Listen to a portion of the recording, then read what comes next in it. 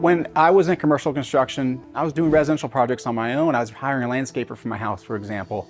And I'm like, this process is so broken.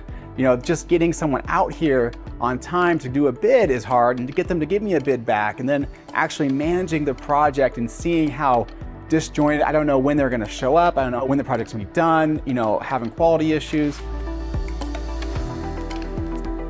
We were running, you know, 100, 200, $300 million projects. These are big projects with, you know, 8 trailers on site, and any given day, 100 to 200 craft people on site.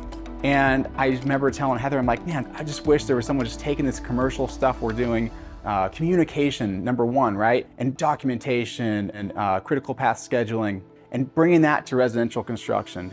Critical path scheduling, what that means is there's always trades and there's always activities on a project that if those activities push a day, they won't push your completion. It's called float. You know, we could put the cabinet hardware on Tuesday instead of Monday, right? There's a critical activity and it takes 5 days instead of 4. Your duration of the final completion pushes 1 day.